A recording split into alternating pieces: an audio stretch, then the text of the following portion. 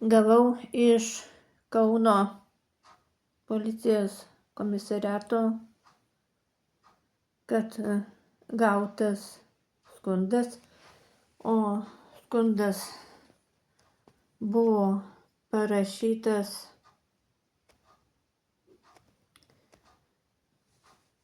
labai trumpai pasakysiu, dėl ko. Skundas buvo parašytas dėl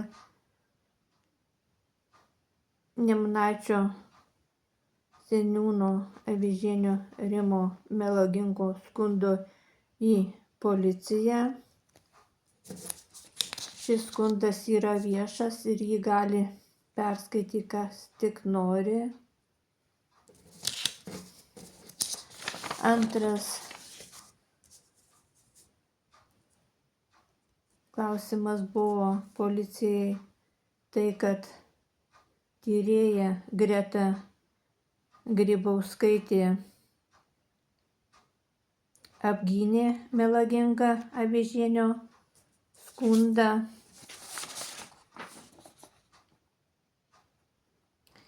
ir mane pripažino, kad aš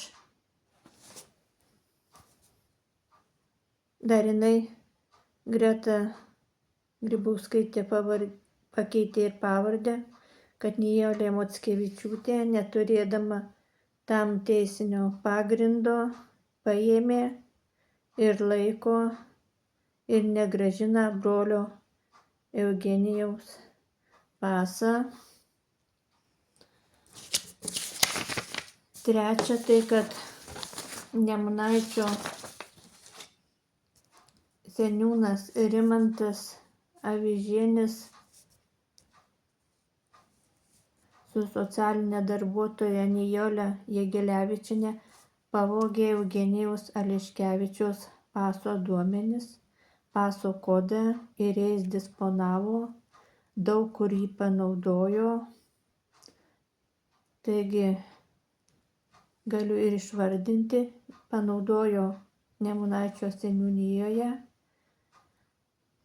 Alytaus savivaldybėje, Alytaus savivaldybės socialiniam skyriui, Alytaus slaugos skyriuje ligoninėje. Taigi buvo panaudoti Eugenijaus pavogti paso duomenys, kodas, kaip matot, daugelį vietų. Dabar trumpai priminsiu, kadangi Avižienis Rimas pavogė mano brolio paso duomenis ir išvežė į globos namus, sutvarkęs dokumentus, slaptai sutvarkė nuo mamos ir sesers, išvežė jį prievartą, privertė jam pasirašyti ant socialinių paslaugų, išvežė brolį, nežinojo net kur veža, jam nepasakė, yra visi vaizdeliai. Taigi dar trumpai priminsiu, suklastojęs padirbęs dokumentus ir pavogęs paso duomenis, Avižienis parašė man raštą. Kadangi jūs nesate Eugenijaus atstovas pagal įstatymą, todėl paėmusi ir laikydama asmens tapatybės kortelę, niekada nepaėmiau asmens tapatybės kortelės. Tai yra melagingas raštas man parašytas. Tai kadangi aš nepaėmiau iš Eugenijaus asmens tapatybės kortelės, taigi aš jam ir negrąžinau į Nemunaitį, į seniūniją. Tada Avižienis Rimas, seniūnas Nemunaičio seniūnijos, parašė melagingą skundą į policiją, kad aš paėmiau iš brolio tapatybės kortelę ir laikau. Taigi dabar biškį daugiau papasakosiu apie Gretą Grybauskaitę. Kai Avižienis parašė skundą į policiją, man buvo skambutis, paskambino tyrėja Grybauskaitė.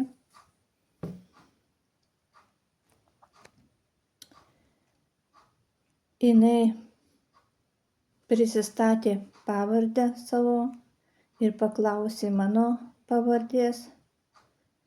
Ir pirmas jos buvo psichologinis smurtas, žodžiu, tai kad atiduok Eugenijaus pasą, tapatybės kortelę. Jinai reikalavo griežtai, kad atiduočiau tapatybės kortelę. Jinai tiesiog mane daužė psichologiškai, spardė psichologiškai. Tačiau aš nieko negalėdama atsakyti jai, labai išsigandau, tai tiesiog išjungiau telefoną. Tačiau po kelių sekundžių jinai ir vėl skambina. Ir vėl psichologiškai smurtauja prieš mane. Kam paėmė Eugenijaus tapatybės kortelę? Jinai tiesiog mane užsipuolė. Ir vėl reikalauja, kad būtų atiduota, kurios aš niekada nepaėmiau ir nelaikiau. Taigi aš labai išsigandau ir jai nieko nesakiau, tik tai pasakiau, kad aš ateisiu į policiją su advokate. Taip, aš atėjau į policiją su advokate. Grybauskaitė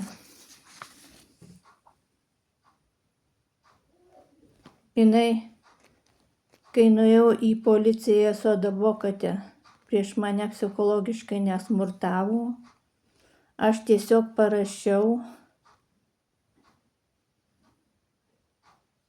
kad kortelė, pasas Eugenijaus yra pas mamą ir mama niekada neprašė atiduoti. Taigi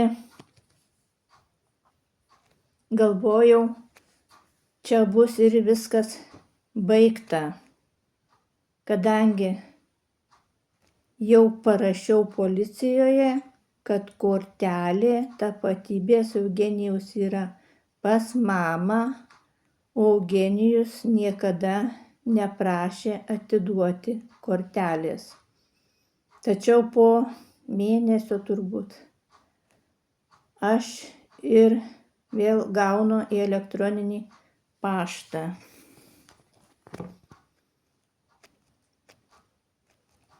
Tai kad aš neturėdama tam teisinio pagrindo savivališkai paėmiau ir laikau ir negrąžinu brolio Eugenijaus Aleškevičiaus tapatybės kortelę ir įvykdžiau nusižengimą, savivaldžiavimą. Taigi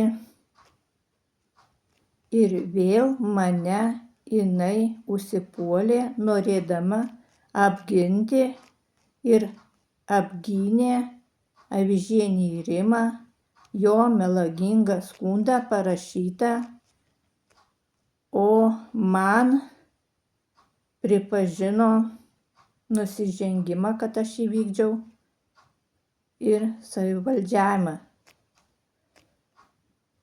Tačiau dar tie, kur buvo 2 psichologiniai smurtai prieš mane, dar buvo ir 3 psichologinis smurtas per telefoną. Taigi manau, kad aš į kitam vaizdelį papasakosiu. Manau, kad pokalbį Grybauskaitės ir mano perklausys viršininkas ir įvertins Grybauskaitės psichologinį smurtą. Bus kitas vaizdelis labai trumpas.